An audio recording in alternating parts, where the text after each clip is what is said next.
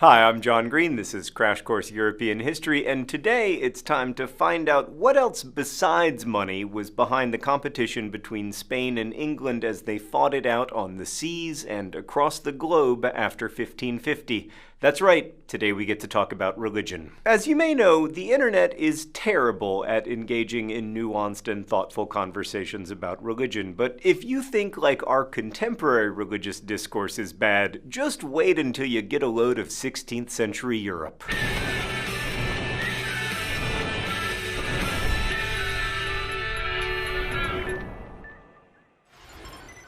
Okay, so over the centuries, the Catholic Church had developed a powerful structure under the papal monarchy. Its courts, religious laws, local priests, and a huge bureaucracy of religious officials enforced its domination. And Catholic ideas of the time backed up social and political inequality. For example, church teachings described monarchs and noble people as closer to God than ordinary people. It also had ideas about how the universe worked and sought to repress those whose ideas were different, as we'll discuss further when we turn our attention to the scientific revolution. But in general, Catholic domination of so many aspects of life produced so much resistance beginning in the early 16th century that European Christianity eventually split into two, and then split into like 17,000 competing subgroups. It all starts with Martin Luther, a bright young German man whose father wanted him to become a lawyer, as so many fathers do, so Martin Luther went to law school. But his real concern, even after getting his law degree, was salvation, so he became a devout monk. Still, though, he was agitated, worried about salvation generally,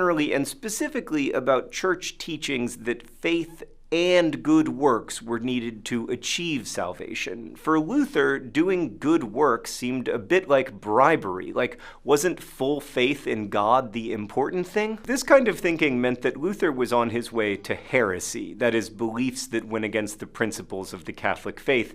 And the heresy of, for instance, denying the Pope's authority could get you burned at the stake, as John Hus was in 1415. Now, many of Luther's objections to church teachings were highly theological, concerning beliefs about, say, whether the word repent in the Bible can be said to refer to the sacrament of penance.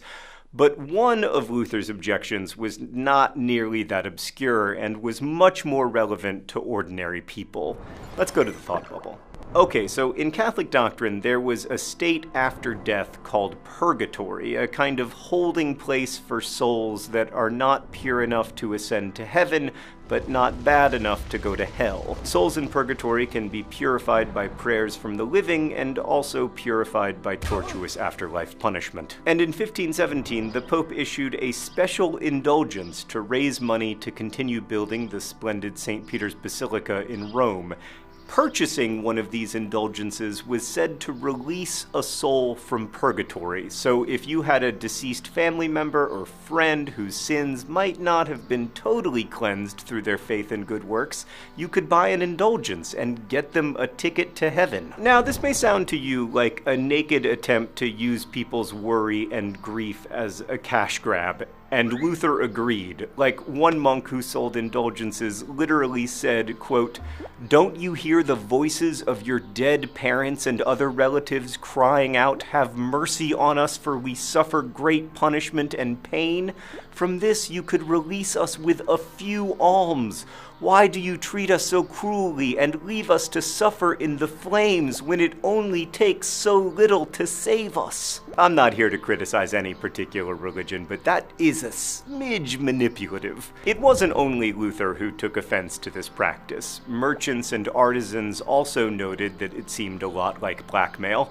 Many city dwellers objected to their hard-earned money going to support the aristocratic children of the wealthy who held high positions in the clergy and lived in luxury without ever having to, earn money.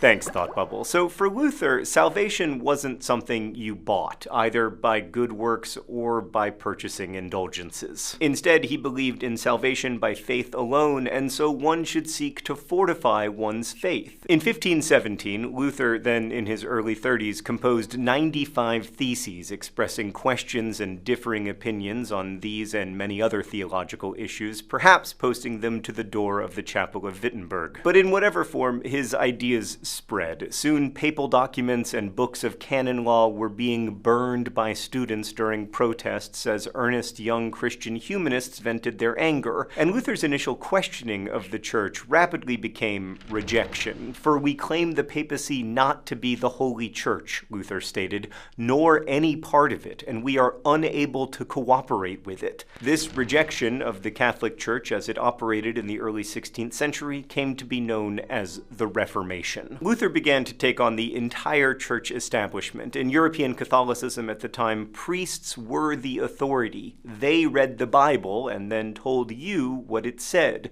But Luther argued that priests, like all people, were themselves sinners, and that the only true authority was the Bible. It was, he argued, the Word of God that provided the relationship with God, not the word of priests. He believed that the hierarchy of priests and bishops and cardinals and the Pope was inherently corrupt, and that such corrupt individuals could hardly serve as intermediaries with the divine.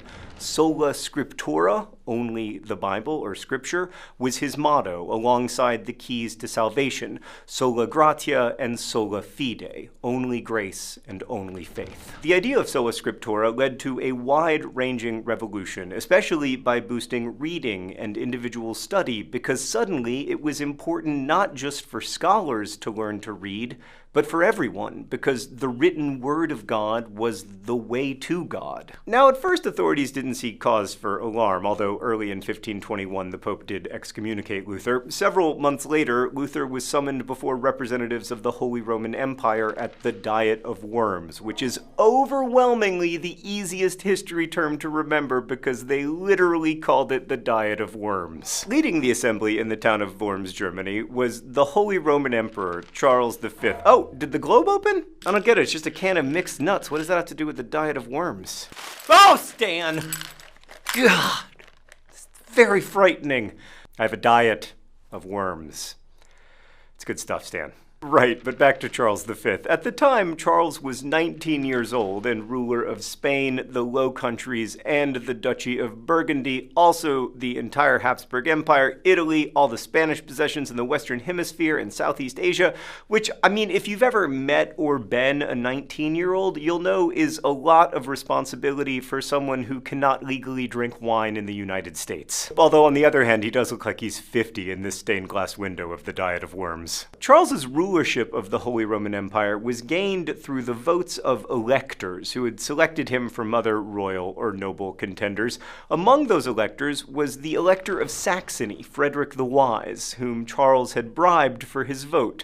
Frederick was religious, but not a fan of the papacy. And many aristocrats saw Charles as threatening world domination because, you know, he was dominating a lot of the world. So when called to account by such a massively powerful ruler, everyone expected that an insignificant monk like Martin Luther would completely fold and admit his errors. But he did not.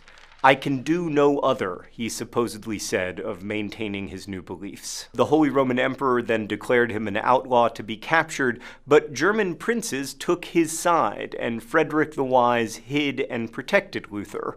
Why? Well, that remains one of the great unanswered questions of history. Maybe it was because Frederick was genuinely concerned about papal abuses, maybe because Frederick felt that Luther couldn't get a fair trial, maybe because he felt that Luther and the reform movements he was leading would limit Charles's power. Regardless, after Frederick's death, his brother and successor continued to protect Luther and his followers, helping in 1530 to organize the Schmalkaldic League of Protestant Princes to protect the Lutherans, which, I mean, as names go, is no Diet of Worms. On the other hand, if Marvel's looking for a new superhero franchise, how about the Schmalkaldic League of Protestant Princes? Early in the 1520s, Luther wrote tracts outlining his beliefs in greater detail. He also translated the New Testament of the Bible into German, that is, the local language or vernacular, instead of elite Latin. And thanks to the printing press, 200,000 copies were printed in the 1520s and early 1530s, and many more of his other writings went into print. The Reformation went from being local to being German to being a European-wide movement, in large part thanks to the the printing press. Meanwhile, many German princes took up the Lutheran challenge to the Holy Roman Emperor. If Charles was against reform, many princes would be for it as a way of restraining the emperor's power.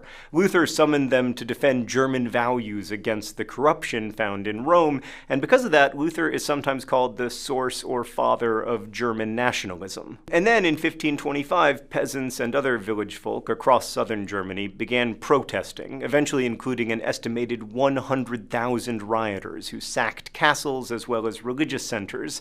The princes and nobility crushed them. They could get behind religious reform, but not mass social change. And Luther agreed, slamming the rioters in Against the Rioting Peasants, soon reprinted with the new sensationalist title Against the Murderous Thieving Hordes of Peasants. So, you know, Luther favored some reform, but not like equal rights for peasants reform. All the while, the reform movement spread, and as it did, it developed offspring. Already in 1519, Ulrich Zwingli, a Swiss priest, began preaching reform in Zurich, and he supported Luther's main criticisms of the papacy, but he disagreed on the Eucharist, or communion, a Christian ritual in which worshippers eat bread and drink wine, or don't, depending on your perspective. Catholic doctrine held that through the miracle of transubstantiation, the bread and wine literally became the body and blood of Jesus Christ. Luther argued for something called consubstantiation, in which the bread and wine are still bread and wine, yet also the body and blood of Christ. And Zwingli believed that communion was only a symbolic ritual in which the bread and wine were just bread and wine. I know this will seem to many of you like an extremely obscure theological argument that cannot possibly have been important, but it was. These theological questions were not just a matter of life and death. They were a matter of eternal life and death. Zwingli's preachings eventually turned some of his followers to a more radical interpretation of Christianity. These people were called Anabaptists, and they held that faith was a matter of individual thought and free will, so only a thinking adult could knowingly participate in the Christian faith enough to accept Jesus as their Lord and Savior. So they argued that baptism, a cleansing ritual that had long been performed on infants, should only be available to adults who've chosen to accept Jesus as Savior. And as reformers increased in number and variety, Luther did something else that was really shocking. In 1525, he got married, even though Catholic clergy were supposed to be celibate. Luther preached that God made two sexes to procreate and that the clergy's celibacy was against the divine plan. So he married Katharina von Bora, a literate young woman who'd been in a convent since the age of 5. And this was controversial even among his supporters. One of Luther's best friends and admirers lamented that by marrying, Luther, quote, revels and compromises his good reputation precisely at a time when Germany stands in need of his spirit and authority. But Luther wrote a lot about marriage and sermonized about it too for the prince's nobility and his growing number of followers. One of these lectures refers to the story of Adam and Eve as written about in the book of Genesis in the Bible. Moreover, this designation, woman, carries with it a wonderful and pleasing description of marriage, in which, as the jurist says, the wife shines by reason of her husband's rays. Whatever the husband has, this the wife has and possesses in its entirety. The result is that the husband differs from the wife in no respect than in sex. This certainly wasn't equality as we now understand it, what with the wife shining by reason of her husband's rays, but the notion of equity of marital property was heresy piled on top of the heresy of clergy marrying. All of this led to the Holy Roman Emperor Charles V deciding to put down the pesky Protestant princes of the Schmalkaldic League once and for all in 1546 and 1547, and he almost did so. He had vast resources at his disposal, including tough soldiers from the Spanish armies who defeated the League and captured some of the leading Protestant princes, and Catholicism appeared to be making a comeback. But then, in 1552, the League suddenly took to the field again, roundly defeating the imperial forces. In 1555, the Peace of Augsburg decreed that whoever ruled would determine the religion of his territory. And so communities would be Catholic or Protestant based on the religion of their prince. Whew, we really dodged a religious war bullet. Nope. No, the Reformation story was not over. Luther had called church corruption a horrid abomination, and its defenders excrements and vermin. And those who now entered this titanic religious struggle in other parts of Europe would be just as vehement, even if they were following different plots. The finer points of theology continued to divide people, as did the politics of religion and overseas empire. In short, more bloodshed was to follow. We'll take that up next time. Thanks for watching. Thanks so much for watching Crash Course European History, which is filmed here in Indianapolis and produced with the help of all of these nice people. Our animation team is Thought Cafe, and Crash Course would not exist without the generous support of our patrons at Patreon. Patreon is a voluntary subscription service where you can support the content you love through a monthly donation and help keep Crash Course free for everyone forever. Thanks again for watching, and as they say in my hometown, don't forget to be awesome.